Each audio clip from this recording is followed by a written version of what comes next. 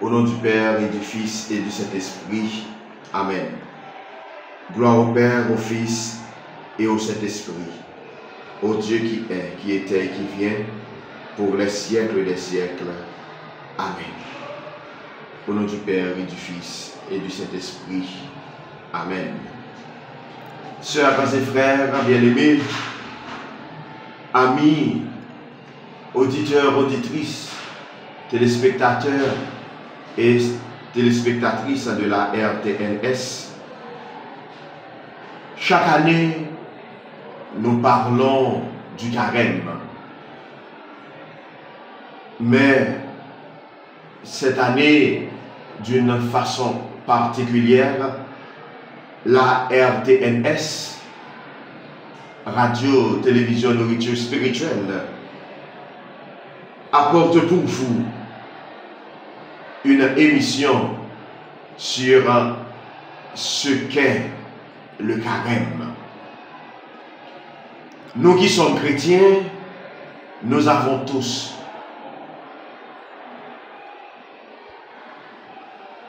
plus ou moins une idée de ce qu'est le carême. Mais ne serait tout de même pas intéressant de nous interroger un peu afin d'aller plus loin que nos connaissances, idées ou même habitudes en ce domaine. Le carême revenant en effet chaque année, peut-être avons-nous oublié sans profond et la conversion concrète qu'il doit faire germer au quotidien de notre vie.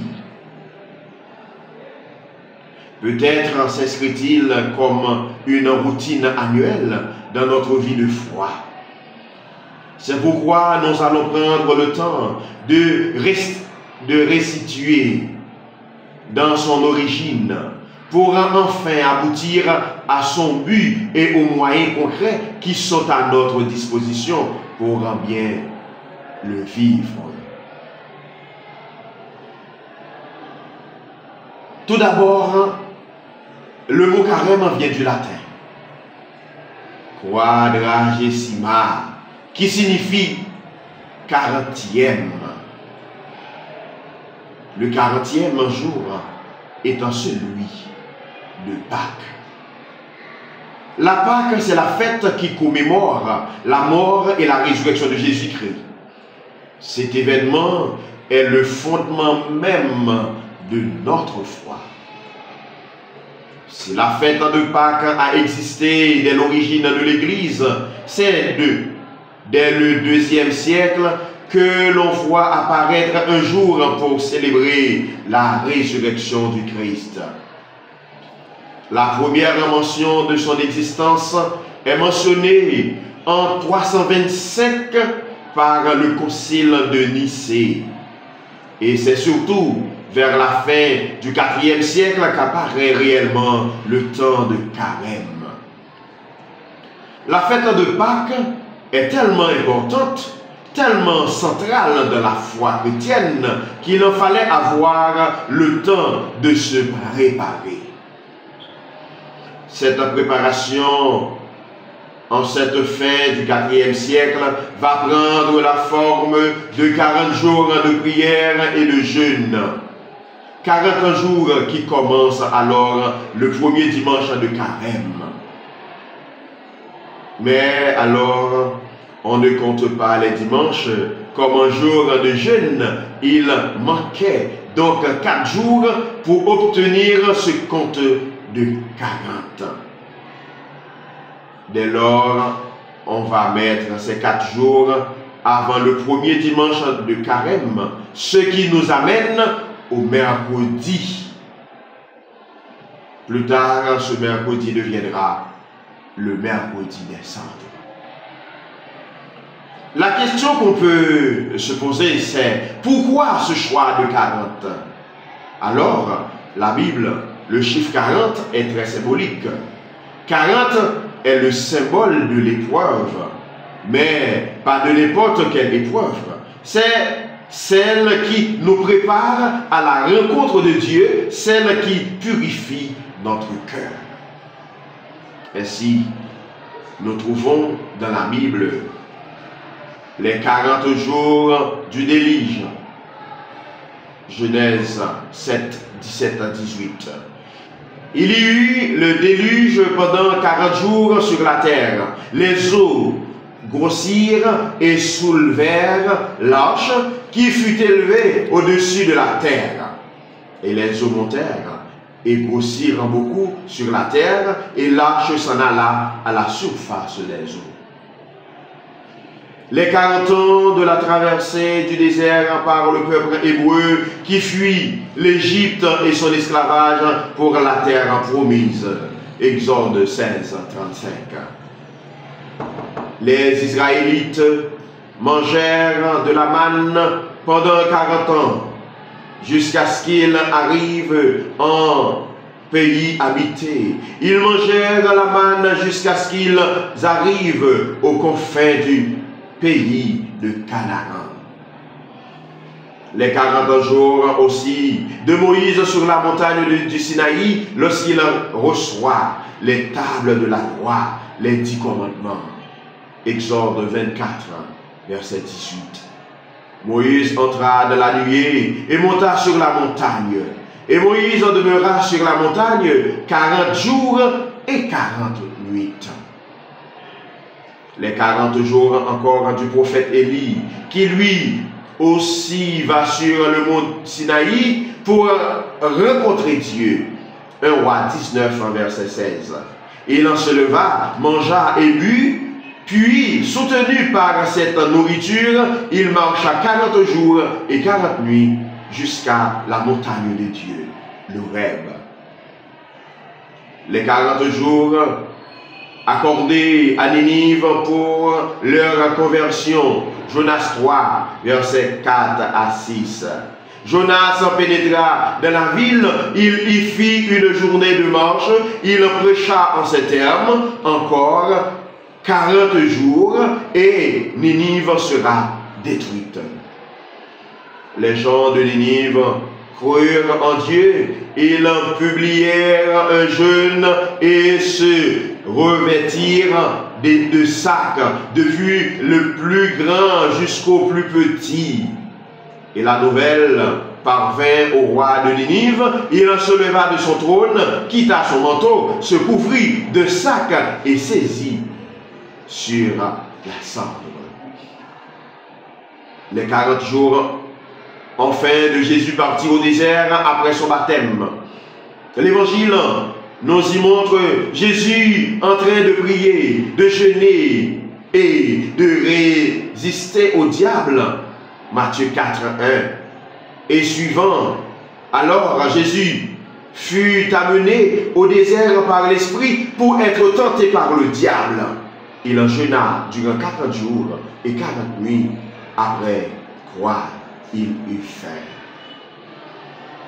Dès le début de l'Église, ce temps est aussi le dernier moment de la préparation au baptême pour ceux qui allaient être baptisés dans la nuit de Pâques. En effet, à Rome, au IIIe siècle, on célébrait une fois par an le baptême des adultes lors de la nuit pascale. Le carême était donc pour eux un temps fort de préparation à ce grand sacrement. Mais ce n'était pas tout, c'était aussi un temps de pénitence pour les pécheurs qui s'étaient coupés par leur conduite de la communion de l'Église pour se repentir et pouvoir ainsi revenir à la table du Seigneur le jeudi saint lors d'une cérémonie de pénitence publique. Et peu à peu, c'est aussi un temps fort de conversion, de ressourcement pour tous ceux qui, bien que baptisés et non coupés de la communion de l'Église, désiraient un rapprochement plus fort, plus vrai avec le Seigneur. Mais savons-nous ceux qui étaient un pénitent public? Au 1er siècle, les croyants qui avaient gravement péché et qui pouvaient être source de scandale par leur conduite étaient exclus pour un temps plus ou moins long de la communauté. le mercredi qui précédait la première semaine de carême, l'évêque leur imposait sur la tête des cendres devant toute l'assemblée réunie, puis il leur fixait la pénitence et les conduisait à la porte de l'église pendant que l'assemblée priait pour eux. Leur réconciliation et leur réintégration dans l'église, qui pouvait avoir lieu selon le cas au but de plusieurs années, avait lieu le jeudi saint à Rome et en Gaule, le vendredi saint à Milan et en Espagne. Le jour de Pâques, les pénitents pouvaient de nouveau communier au corps et au sang du Christ. Ainsi, donc, nous voyons qu'au début de l'Église, le carême a un sens communautaire. Ce n'est pas l'affaire d'une personne, mais bien celle de toute la communauté de fidèles. Et au 7e siècle, c'est le pape lui-même qui préside à ces assemblées. Au Moyen-Âge, le carême était aussi un peu comme la trêve de Dieu. Durant cette période, en effet, certaines institutions comme les théâtres et les tribunaux étaient fermés.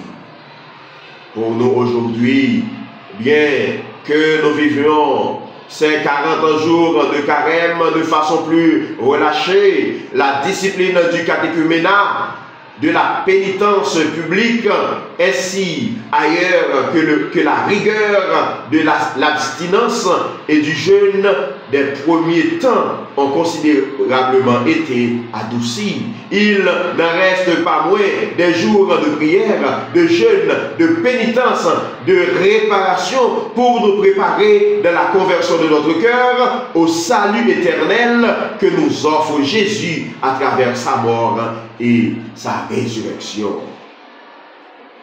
Une autre question que peut se poser est la date de Pâques. En fait, c'est aussi Concile de Nicée en 325 que toutes les églises se sont mises d'abord d'accord pour que la fête de Pâques chrétienne soit célébrée le dimanche qui suit la pleine lune après l'équinoxe de printemps. Voilà pourquoi la date de Pâques change chaque année. En 1982, la réforme du calendrier en Occident va provoquer un décalage de plusieurs jours de la célébration pascale avec le calendrier oriental. Et aujourd'hui, nos deux églises d'Occident et d'Orient cherchent toujours comment parvenir à célébrer de nouveau la fête de la résurrection du Christ au même moment. Temps riche en symboles. Le temps de carême se déroule, nous l'avons vu, sur 40 jours et commence par le mercredi des cendres. Les cendres, nous trouvons l'origine des cendres dans l'Ancien Testament. Les Hébreux qui voulaient obtenir le pardon de Dieu s'asseyaient dans les cendres où s'en couvrait la tête. Lorsque Jonas prédit aux habitants de Ninive que Dieu détruira leur ville s'ils ne deviennent pas meilleurs, le roi lui-même agit ainsi. Il se lève de son trône, quitte son manteau, se couvre de sacs et d'acier sur la cendre. Jonas 4, 6. Et toute la ville fait de même.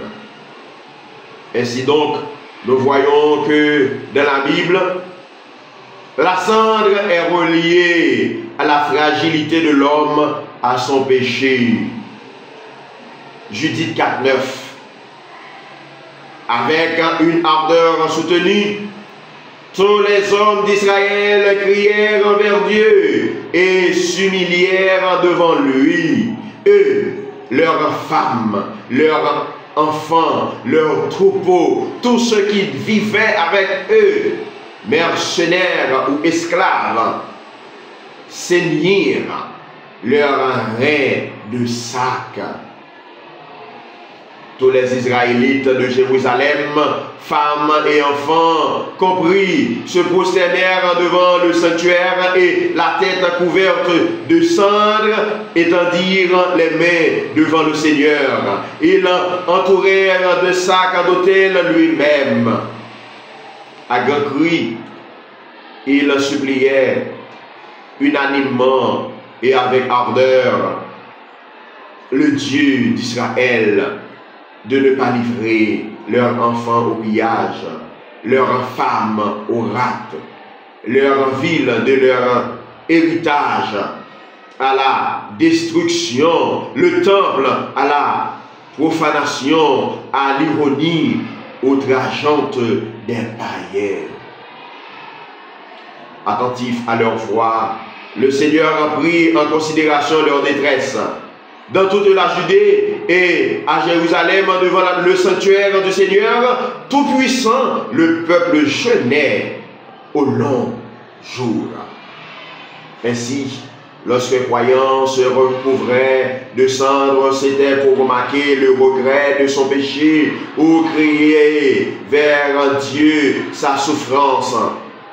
En tout état de cause, c'était là un acte de grande humilité, marquant le besoin du salut de Dieu.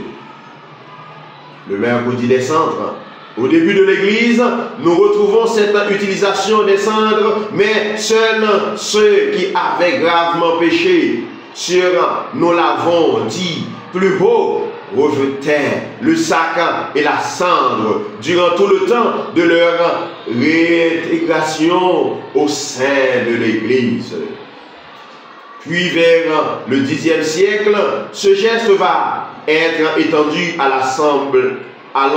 l'ensemble des fidèles, marquant ainsi la réalité que tous sont pécheurs et tous ont besoin du salut de Dieu. Aujourd'hui, la célébration de la cendre se fait plus discrètement. C'est un rite spirituel qui appelle fortement à la conversion. Au cours de la messe, le prêtre impose les cendres. Il en procession. Les fidèles présents se dirigent vers l'autel et implorant Dieu de changer leur cœur. Donne-nous, Seigneur, un cœur nouveau. Mais en nous, Seigneur, un esprit nouveau. Au pied de l'autel, le prêtre trace avec les cendres une croix sur le front de chacun en disant « Convertissez-vous et croyez à l'Évangile ». Cette phrase est tirée d'un texte dans lequel Saint Marc nous invite à changer de conduite. Le moment est venu qu'annonçaient les prophètes. Le royaume de Dieu est là. Changez de conduite et croyez à l'Évangile. Marc 1, verset 15. Le rite des cendres nous rappelle notre condition humaine. Mortels et pécheurs, nous sommes appelés à la conversion. D'où vient cette cendre? Simplement des rameaux de buis bénis avec alors du dimanche des rameaux de l'année précédente et qui ont été brûlés. Le mercredi des cendres ouvre le temps de carême, en nous rappelant que sans le souffle de vie de Dieu, hors de son amour, notre être et notre vie ne sont que poussière. Assister à la cérémonie des cendres, s'avancer peut-être ainsi marqué au front, c'est reconnaître non seulement devant Dieu que nous sommes pécheurs et avons besoin de salut, mais c'est aussi reconnaître devant les autres notre condition de pécheur et s'avancer ensemble sur le chemin de la conversion vers la résurrection de Jésus en notre vie. Vivre ainsi la célébration des cendres n'est pas un acte uniquement personnel, c'est aussi un acte de communion un acte de communauté, d'église. Rappelons-nous toujours que nous ne sommes jamais chrétiens tout seuls, mais ensemble avec tous ceux qui croient en Jésus-Christ, Fils unique de Dieu, mort et ressuscité pour le salut de tous les hommes. Et comme le mercredi des cendres est le premier jour de carême, il est aussi notre premier jour de jeûne et d'abstinence. C'est un jour de mise en route sur le chemin de la conversion. Il est signe que l'homme ne vit pas seulement de paix, mais de toute parole venant de Dieu. Et c'est aussi un jour de jeûne de l'abstinence qui nous rappelle au partage avec les plus démunis et à nous tourner vers l'essentiel. Sœurs et frères bien-aimés, amis, auditeurs, auditrices, fidèles téléspectateurs, téléspectatrices de la RTNS, nous avons eu la chance d'écouter des explications sur le temps de carême, ainsi que sur le mercredi des cendres. Et maintenant, il incombe pour nous de donner des explications sur comment célébrer la liturgie en ce temps de carême. Alors, sœurs et frères bien-aimés, durant ce temps de carême, bien des choses seront différentes dans la liturgie. Les vêtements liturgiques du prêtre seront violets. Le violet étant la couleur de la pénitence et de la conversion, mais aussi de l'obéissance et du service. Les églises ne seront plus ordonnées des fleurs, mais bien plus sobrement de feuillages marquant ainsi symboliquement à traverser le désert. Les chants eux-mêmes seront moins festifs, plus sobres. Ainsi, durant l'Eucharistie, on ne chantera pas le Gloria, le gloire à Dieu. De même, le mot Alléluia, avant la lecture de l'Évangile, sera supprimé et sera remplacé par un chant qui exprimera généralement l'attente de la résurrection du Seigneur.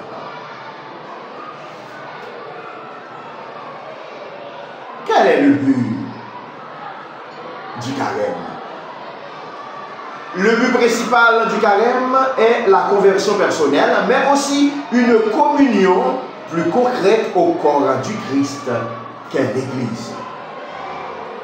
Nous sommes donc invités durant ces 40 jours à tourner le dos à tout ce qui conduit à la mort et à nous tourner. C'est la conversion vers la source de la vie, de l'amour et de la lumière, c'est-à-dire vers Jésus-Christ ressuscité. Le but du carême est de nous tourner résolument vers l'amour et la miséricorde du Christ pour marcher à sa suite selon sa parole, selon son appel particulier sur nous. Le carême, c'est donc le temps de réfléchir à tout ce qui est superflu dans notre vie afin de nous en débarrasser. C'est dans notre vie de tous les jours et en effet que nous avons à vivre la recherche de Dieu. Il en veut devenir notre tout, notre unique, mais lui accordons-nous suffisamment de temps et d'attention pour l'attendre et essayer de lui répondre. Oh non, laissons-nous envahir par tout ce qui fait notre monde, égocentrisme, égoïsme, richesse, loisir, pouvoir, regard des autres, etc. Savons-nous, par exemple, nous interroger sur l'esprit de pauvreté de l'Évangile et voir comment nous l'appliquons dans notre vie? Prendre le chemin de l'amour vers près de Dieu, des autres et de nous-mêmes. Le temps de carême doit devenir un moment fort dans ma relation aux autres, aussi bien dans le monde des amitiés que celui du travail, etc. Suis-je un véritable artisan du bonheur des autres, du respect des autres, de moi-même et de Dieu? Nous exercer chaque jour à plus de fidélité dans tout ce qui fait notre vie, famille, travail, loisirs, associations, engagements divers, etc. Dieu nous appelle, mais nous a créés libres. Savons-nous vraiment vivre notre liberté pour lui être fidèles dans tout notre quotidien? Nous mettre à l'écoute de la parole de Jésus en lisant par l'exemple de l'évangile de chaque jour, si nous ne le faisons pas déjà. Savons faire le silence autour de nous, en réduisant la télé, le divertissement, par exemple, en nous aussi pour prendre le temps de lire la parole, mais surtout prendre le temps de la laisser descendre dans notre cœur. Nous poser la question de la réalité de notre engagement au sein de l'Église, qui est le corps du Christ. Sommes-nous des serviteurs de l'Église ou uniquement des consommateurs? Prenons-nous le temps de rendre de petits services, même occasionnels, où nous contentons non seulement d'aller à la messe du dimanche pour rentrer vite fait chez nous ensuite? Nous voyons bien que le chemin de la conversion, c'est guère facile, qu'il va pour le moins nous falloir surmonter la fatigue, la lassitude, le découragement, les bonnes excuses pour nous arrêter en chemin. Nous voyons que sans la grâce de Dieu, cela était possible à tenir, d'où la nécessité de la prière et des sacrements, notamment ceux de la confession et de l'Eucharistie. Le sens spirituel, généralement reconnu pour le carême, est de faire pénitence, c'est-à-dire reconnaître avec l'humilité ses propres fautes et désirer les réparer, non pour nous-mêmes, mais pour l'amour blessé de Dieu. On ne peut faire réellement pénitence que pour les fautes que nous regrettons sincèrement. Et il nous faut bien savoir qu'il y a plusieurs sortes de regrets, de contrition. La contrition est parfaite. On regrette ses fautes par intérêt. La contrition parfaite, on regrette ses fautes par amour du Seigneur. C'est dans cette dernière que l'on comprend ce que nos fautes ont coûté à Jésus mourant sur la croix. Et c'est par connaissance de son immense amour pour nous que nous voulons réparer et faire pénitence. Sauvés par le Christ, nous voulons être pur et saint pour lui. C'est le sens de notre combat du carême. Il vous de même considérez que vous êtes mort au péché et vivant à Dieu dans le Christ Jésus. Que le péché ne règne donc plus dans notre corps mortel de manière à vous plier à ses convoitises. Ne faites plus de vos membres des armes d'injustice au service du péché, mais offrez-vous à Dieu comme des vivants devenus à la mort et faites de vos membres des armes de justice au service de Dieu. Romains 8, 6. verset 11, 13. Puissons-nous, durant ce carême, dire avec l'apôtre Saint Paul, il est mort pour tous, afin que les vivants ne vivent plus pour eux-mêmes, mais pour celui qui est mort et ressuscité pour eux. 2 Corinthiens 5, 13.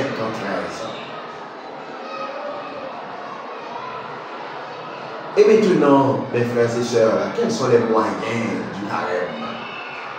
Durant ces 4 jours, le temps, durant ces 40 jours, le temps sera marqué par les efforts des croyants au niveau de la prière, du jeûne, de l'aumône au partage, de la pénitence ou sacrifice, de la réparation. Chacun doit essayer de s'améliorer d'une façon ou d'une autre. Si le carême est une démarche spirituelle, il est aussi une démarche corporelle qui consiste à faire tendre un peu plus tôt notre être vers Dieu. Comme le dit Saint Paul, nous sommes comme des coureurs sur un stade. Ne savez-vous pas que dans les courses du stade, tous courent, mais un seul obtient le prix? Courez donc de manière à le remporter. Tout athlète se prive de tout, mais eux, c'est pour obtenir une couronne périssable. Nous, une impérissable. Et c'est bien ainsi que je cours, mais moi, non à l'aventure. C'est aussi que je fais du pugilat sans frapper dans le vide.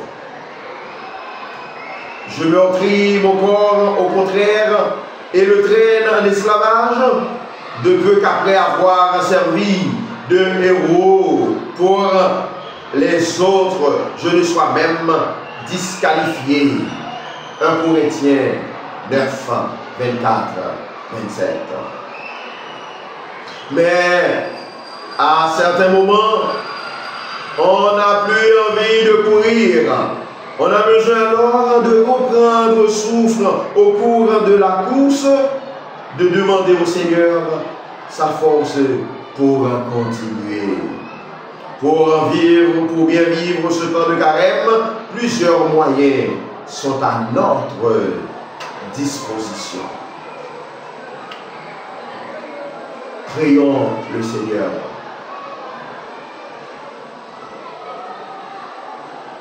La prière est une rencontre avec Jésus.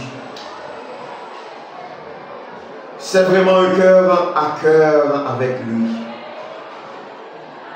Peu importe les textes, les paroles, ce qui compte, c'est la vérité de notre cœur devant lui. Prier, c'est rendre vraiment vivante la présence du Christ en nous, en notre cœur. Rappelons-nous qu'il nous connaît bien mieux que nous-mêmes. Il sait bien tout ce que nous avons fait, dit ou pensé. Il attend simplement de nous que nous allions à lui en toute vérité, en toute humilité. Il nous aime. Il veut notre guérison, notre délivrance. Ce temps de carême est un temps de privilégié pour faire la vérité avec lui sur toute notre vie. C'est le temps privilégié pour lui demander son pardon et sa grâce pour avoir la force de changer, la force de nous convertir à son amour. Durant ce temps de carême, ne craignons d'aucun, pas de prendre des temps de silence auprès du Saint-Sacrement.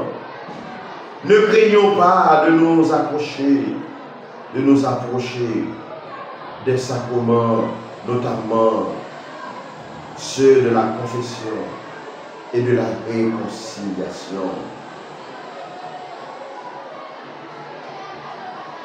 Tournons-nous, sœurs et frères bien-aimés, vers le désert. Depuis les temps de plus anciens, nous pouvons voir dans la Bible le peuple de Dieu choisit de partir au désert pour rencontrer Dieu. Nous l'avons vu plus haut, notamment par l'exemple d'Élie. Le Christ lui-même, tout fils de Dieu qu'il est, part au désert avant sa mission. Pourquoi? Parce que le désert est un lieu de dépouillement, un lieu de renaissance intérieure pour l'homme qui se trouve dès lors dégagé de tout ce qui l'encombre dans la vie courante.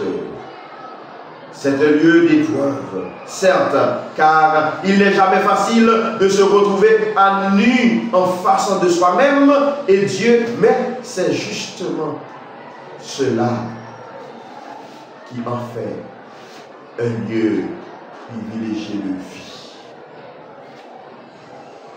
Jésus nous montre par son passage au désert que c'est pour nous le lieu où par la grâce divine nous pouvons vaincre le malin. On ne va pas au désert pour fuir les problèmes de la vie ou pour trouver simplement du calme dans la solitude. Non, il faut aller au désert pour vivre le combat de la vraie vie, c'est-à-dire celui de la rencontre avec Dieu. C'est lui le véritable maître de notre vie. Alors, allons à sa rencontre pour apprendre de lui comment la vivre selon son cœur, selon son amour.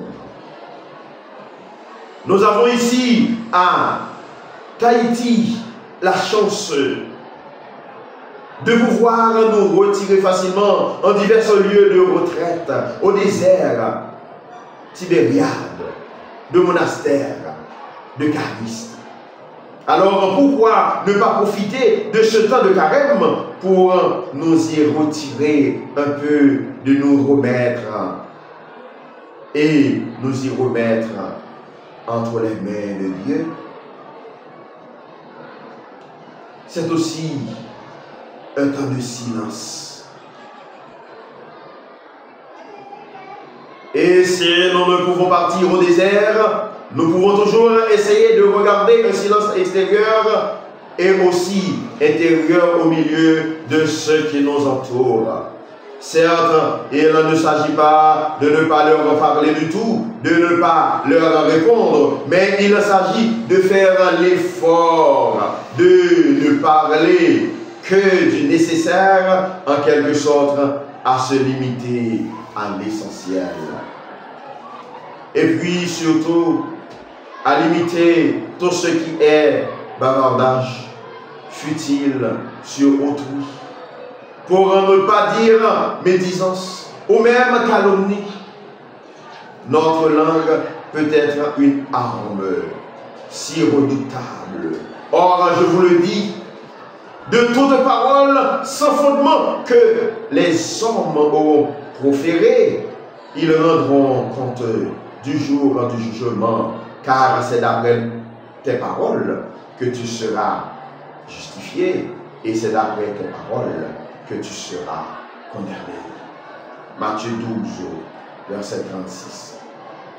Savoir se taire et essayer de garder son cœur en présence de Dieu au sein de nos activités quotidiennes est source de grande grâce, de communion, d'amour avec le Seigneur. C'est là une grâce que l'on ne peut recevoir que si l'on fait l'effort de se taire extérieurement et intérieurement pour vivre en communion avec lui. Nous vivons dans un monde où nous avons constamment besoin de bruit, de musique, comme si le monde du silence était un monde vide qu'il fallait fuir. Quelle erreur! Le silence nous révèle à nous-mêmes et surtout nous révèle la présence de Dieu autrement constructive que les bruits de ce monde. Chercher le silence, c'est s'ouvrir sur une vie intérieure très riche. Mais nous avons souvent peur car elle nous révèle à nous-mêmes et que cela ne nous plaît guère de nous voir dans toute notre faiblesse. Pourtant, ce parfait, nous nous découvrons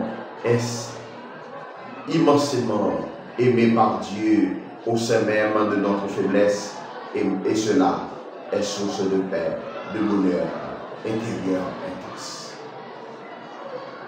N'ayons pas peur durant ce carême, ayons vraiment le courage d'atteindre notre radio, d'éteindre notre radio, notre télévision, pour découvrir cette merveille de l'amour de Dieu au fond de nous-mêmes.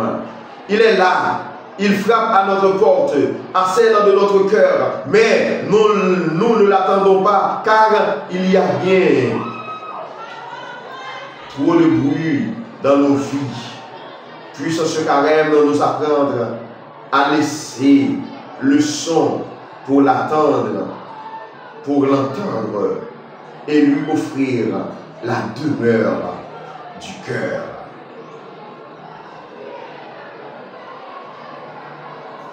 Amen. Au nom du Père et du Fils et du Saint-Esprit. Amen.